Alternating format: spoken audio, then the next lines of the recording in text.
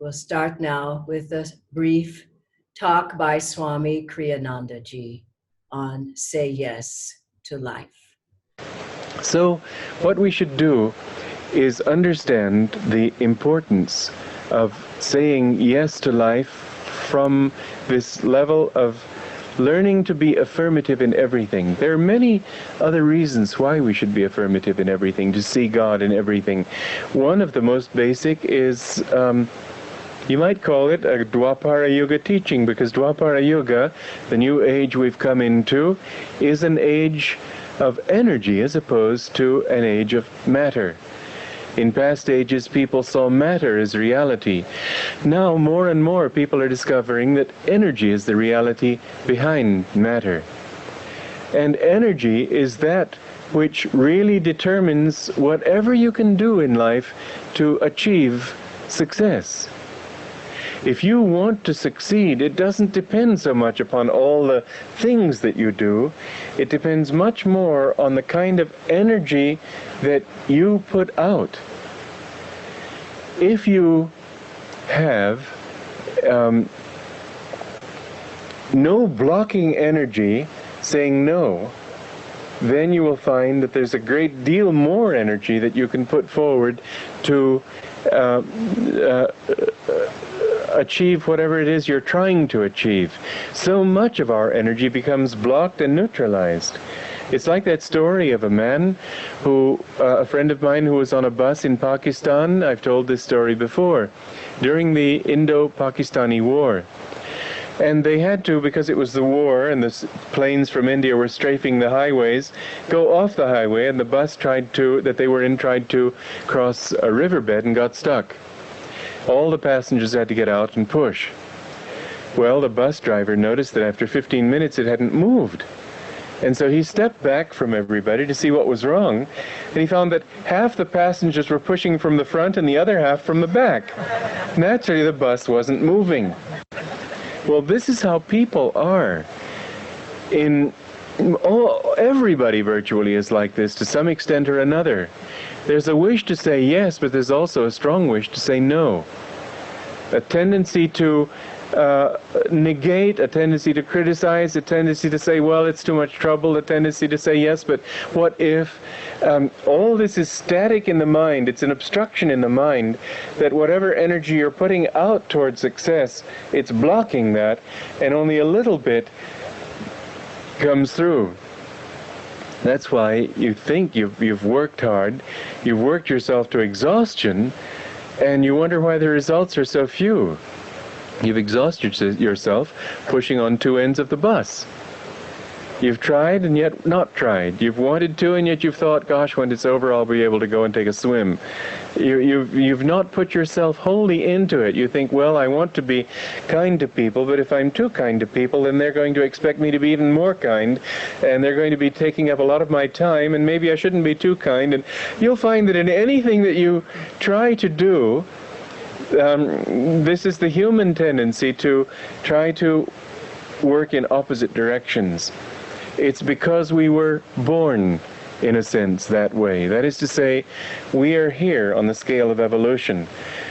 Our soul longs to rise to the heights of divine communion, but our habit, our past, our memory takes us down toward the subconscious from which we have come.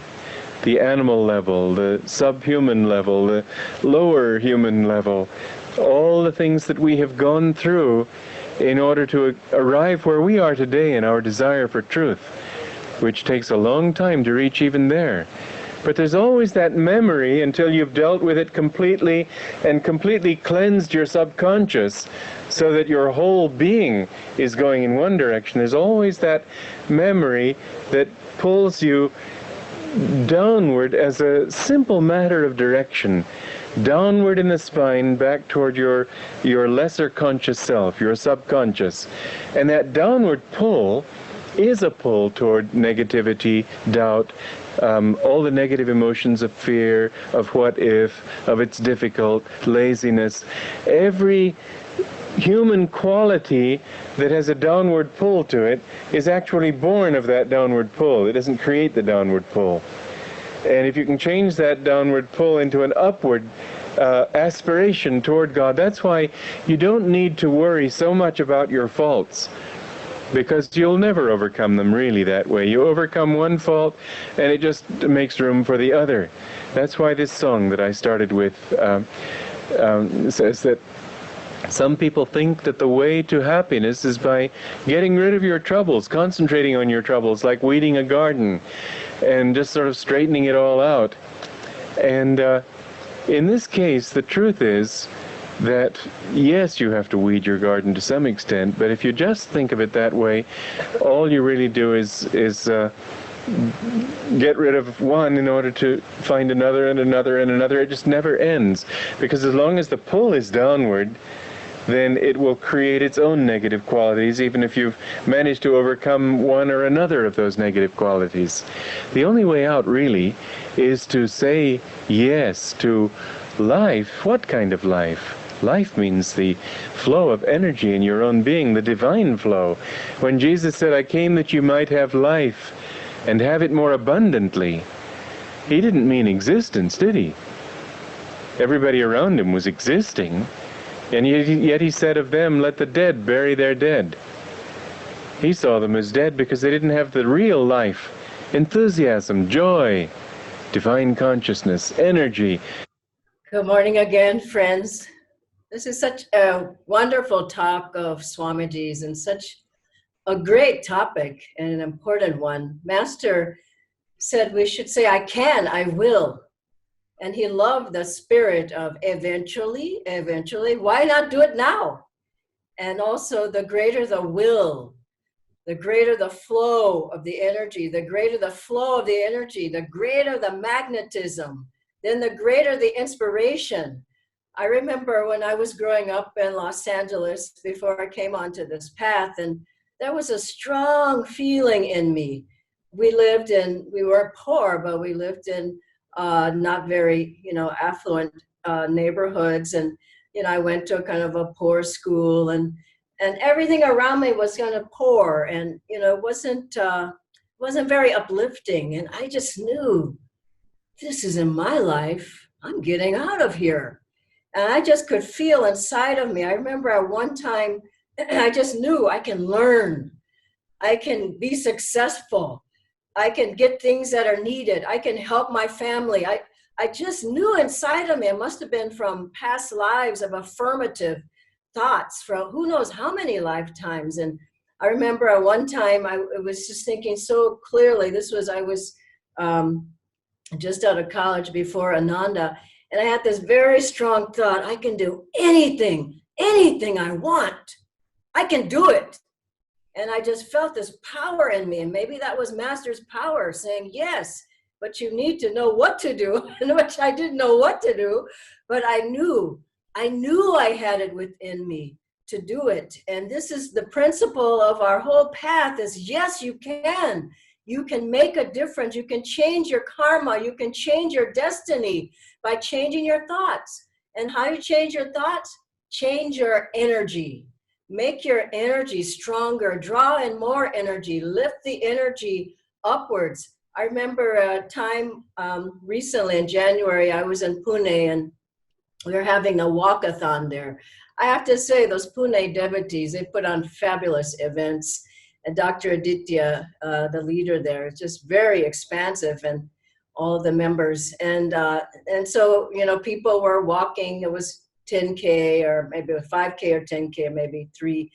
And so, of course, I signed up for 10, and everybody was walking. And then I noticed a man who was walking near us. We were at the back to, make sure everybody got going okay. And this man who was walking near us, he had a knee surgery, a knee replacement. He was walking with his daughter and grandson, and he walked he walked 5 kilometers for sure. We had to almost push him into a car at a certain point because he just said, "No, I want to do it. I want to do it." And I thought, that's the right spirit. And there was a blind boy walking with others, of course. And I think he walked the whole 10 kilometers. But why? How did they get that done? Why? They had the right spirit. They had the right energy. And this is an essential part of the spiritual path. to not say, oh, I can't, oh, I don't want. And Swamiji said there was a man who was at the ashram with him when he was with Master, and he was just full of moods. And you can just think, people are full of moods. Oh, I can't do it. Weak, wimpy is a good word for it. And so this man would come into Swamiji's room and just sit on the bed, so heavy. And you just never could break out. And I believe it was that man, Master would talk to him and say, come out of there, come out of that body. We think that this is who I am, these thoughts, this old karma. You have to break out. And as you start breaking out, you realize what power you have behind you. And I know, you know, and I lived in Italy for some time serving there, and there was a consciousness there.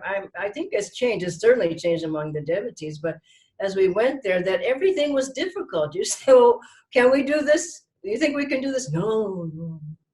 Ma è difficile. No, that means it's so difficult. And everything you would say, oh, no, we can't do that. And, you know, and we were doing everything because it's the right spirit. Master trained Swamiji that way. Swamiji trained us that way. And I know in India, when I came here, it was, I would ask people about things and they would say yes, but it wasn't a real yes. It was just, yes, definitely. And I thought, now what does that mean? And I found out it meant no. But they would say yes. And now that's changing too, of course. I remember we were going to do, one last year this time, I did Master's 9-day cleanse. So I just about begged people to join me, please, from the Gurgaon Center. Please, would somebody join me? No, I can't do that diet. It's a tough diet. There's no caffeine, there's no salt, sugar, there's no fried, no cooked foods. I mean, well, you can have a cooked vegetable, but no condiments. And there's 9 whole days. And I couldn't get one person. I even asked the Noida people, I believe. I mean, excuse me if I didn't ask you, but I couldn't get one person to join me. I did it myself, of course. Why not? And then came around last October, November, I started recruiting people early on, asking people who I knew were strong, who would want to do it. And it turned out that I believe there were 35 of us who did Master's Diet. Now, for 9 days. Some people did a little less, maybe some people did a little less than that, but for the most part, everybody was just really going for it because they see, of course you can do it. And why say I can't do it? Of course you can. And so saying yes to life changes your consciousness, it changes your magnetism, it changes your health, it changes the circumstances around you. Master was walking down the street one day in San Francisco, and he needed money for his nationwide tour in America. And his secretary told him, and this is why you got to be around positive, strong-willed people. His secretary said, oh, sir, you can't go anywhere. You don't have any money. Master just said, I'm going regardless. So he was walking down the street, and someone saw him, this Indian Swami, and I don't know how he was dressed, but he certainly was, you could tell he was Indian. So he walked by and the man said, oh, I'm going to help you with your work. And Master said, you don't even know who I am. And the Master said, yes, I do. From your eyes. Isn't that a beautiful answer? From your eyes. He wrote Master a check for $27,000. Now that is an incredible story. From his magnetism, from his mind was so strong, from his complete faith in God. And so then Master, of course, was able to go on that tour. But you have to be firm in your convictions. You can't say, oh, maybe it'll happen, maybe it won't happen. You say, yes, it will. I will do my best to make it happen. And so in the mornings, I was thinking, first thing in the morning, say yes to life. First thing, talk to God in the morning. Master said, I just love these teachings. He said, from the bed. I mean, he gave us every possible way we can practice these teachings. From the bed, he said, charge your body. Inhale, charge the whole body. Exhale. from the bed, lying down. Do it as many times as you need to. I remember one fellow told me, I said, you just got to be in this talk. I think it was Mumbai, but excuse me if it wasn't Mumbai. So we were having classes, and I was saying to people, get away from the television and do the practices. And we taught them energization on. Finally, he said, at one of the other classes, Dhyana ji, I'm doing the practices now, but I can't stop the television. He said, at least now I can sit up and I can watch television. I thought, well, that's a step along the way. But Master said, charge your body from the bed. And I tell people, sit up, then get up. Just get yourself up, sitting up and then get up. And then he said, from outside the bed, just standing right next to the bed, walk in place. I am awake and ready. I am awake and ready. Isn't that, it's so wonderful. And in your mind, think of God and Guru, God and Guru. They're never sleeping. Instead of looking over at the clock and going, oh no, or the other one, oh my God. And not in a good way. It's like, oh no, look at the time. But if you put yourself in the consciousness of God first thing in the morning, just say, no, I'm not asleep. I'm not subconscious. I'm not going down. I'm up. And then after that, don't go to the newspaper right away. People go, oh my God, they're reading the newspaper and they're getting weaker by the moment. Or they're reading on the internet, oh God, what happened? Swamiji said to us, do not go into the consciousness of the disease. First thing you should do, get to your temple. Bathe or whatever, energize. Wow, energization, that's changing people's lives. You should be energizing at least 2 times a day and take energization breaks instead of the chai break. And the bed chai, get up. The energization is enough chai for in the morning. And so then go to your temple. Go to that temple. It's magnetic. Sit there and talk to God and do your kriyas and do your hong sa and get in tune through Om. Feel, I am strong. I am strong in myself. I'm saying yes. My master has given me the way to say yes. And then afterwards, maybe do some postures, Ananda yoga with the affirmations. Get on your harmonium. However, but charge yourself. I remember a woman, I've told this story, it's worth telling, I can't tell it as long today, but she had a disease, a terminal illness, and she talked to Swami Kriyanandaji, this was some 30 years ago, and he said, don't go there, don't go into the consciousness of the disease, meaning don't let your energy go, oh, everybody who's had this has died, and I'm going to die, oh, I'm getting the virus. This is people thinking, oh, I have to save myself. The only way you can save yourself is get your mind clear. Get your energy up. As the energy is flowing, just like moving energy through, just think of a river. And if there's things along the banks, debris and twigs and branches, and if there's a high flow of water, if there's a monsoon, everything moves. If you can get the prana moving in your body, everything moves. And then you find yourself, you don't have to try to think, am I positive and energetic? Am I enthusiastic? It's like the answer is, no, you're not. But as you get the energy strong, you say, yes, I am, yes. And so this woman, Swamiji said, don't go there, just don't go. And boy, she was powerful. You find some powerful people who are practicing teachings like these.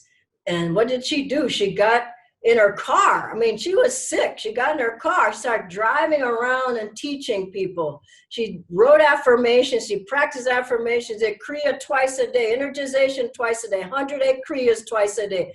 She called people up. How are you?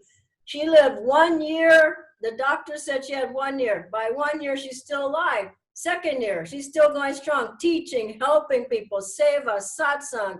I loved her. She was one of my best friends. 2 years, 3 years, 4 years passed away.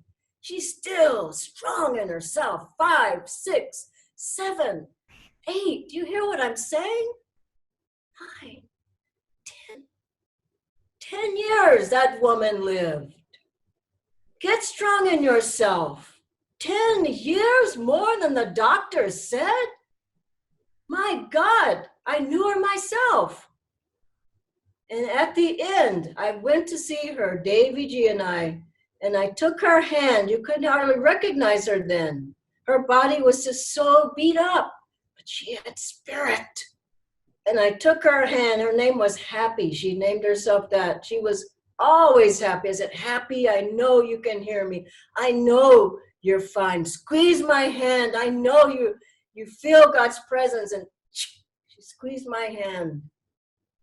And I went and got the nurse and said, this woman, she was in a coma. I said, she's out of the coma. She said, no, it's impossible. I said, you just come and look at her. She was sitting up. She called all her friends within 2 days, and then she kicked the body. That's how you want to go. Kick the frame. Don't be kicked out of your body. Just say, no, master didn't get kicked out. He kicked the frame. A great master just says, I'm going now.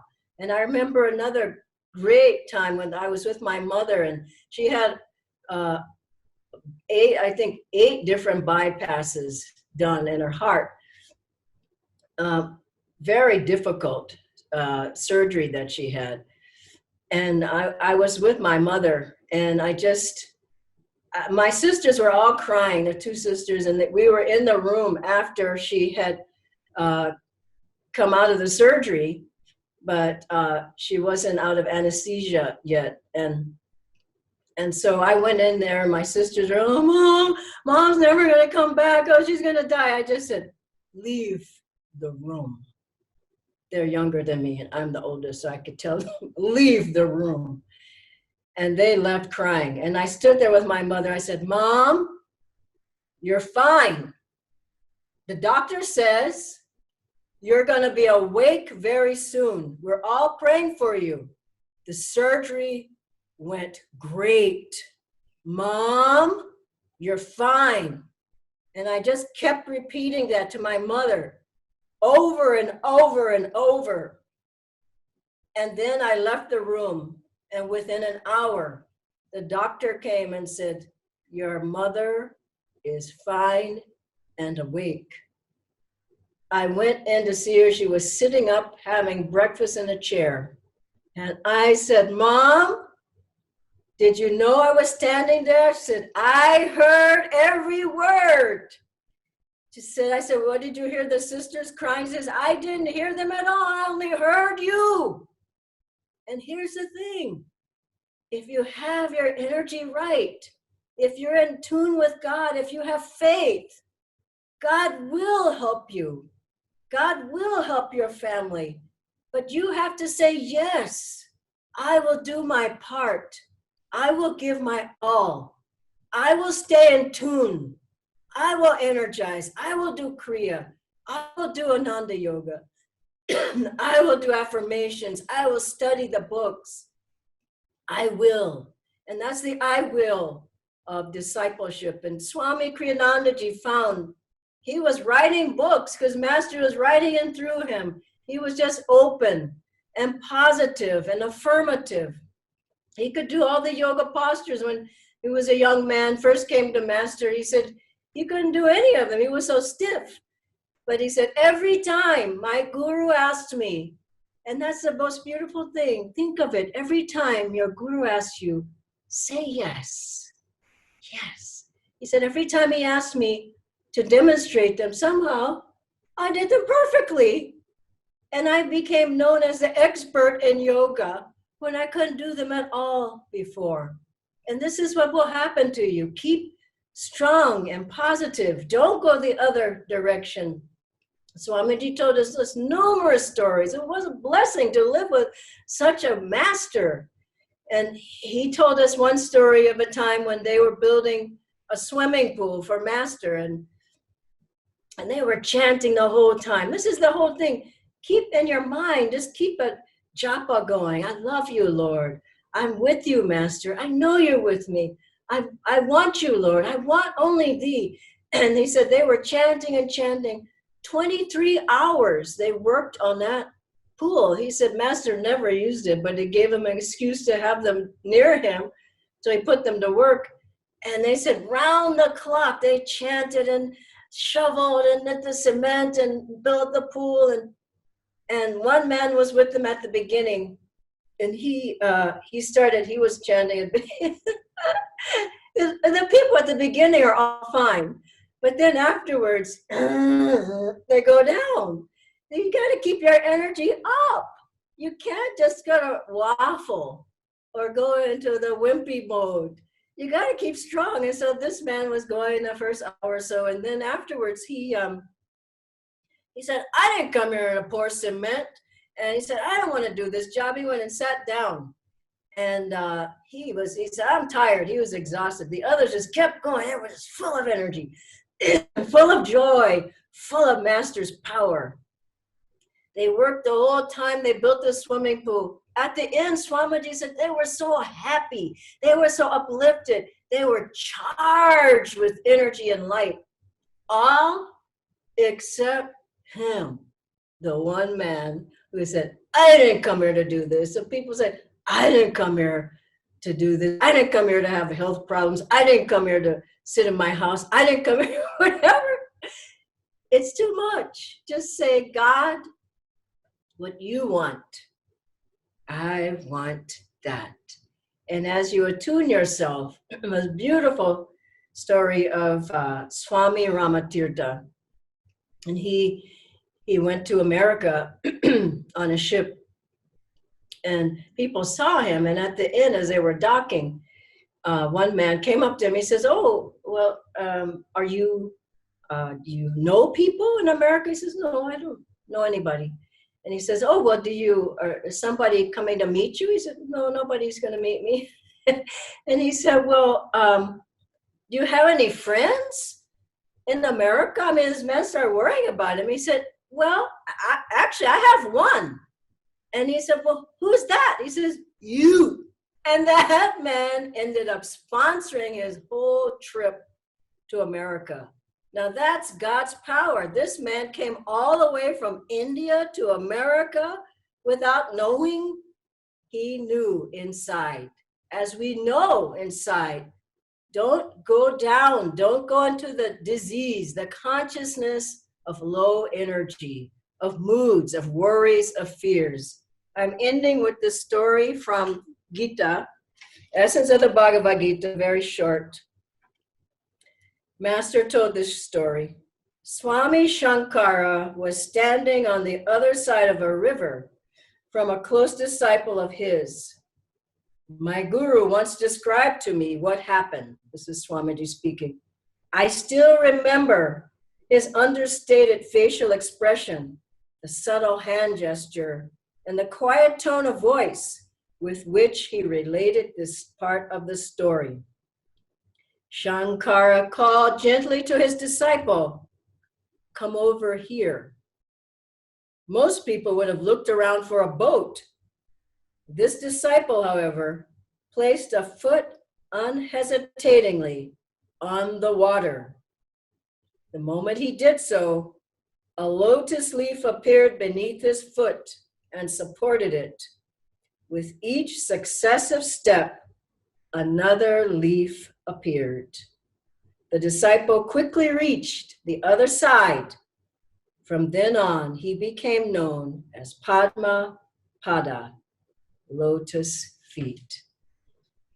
Let's take this example into our lives of complete trust and faith, but doing our part, knowing that God is there right with us every step of the way. God bless you and have a wonderful day.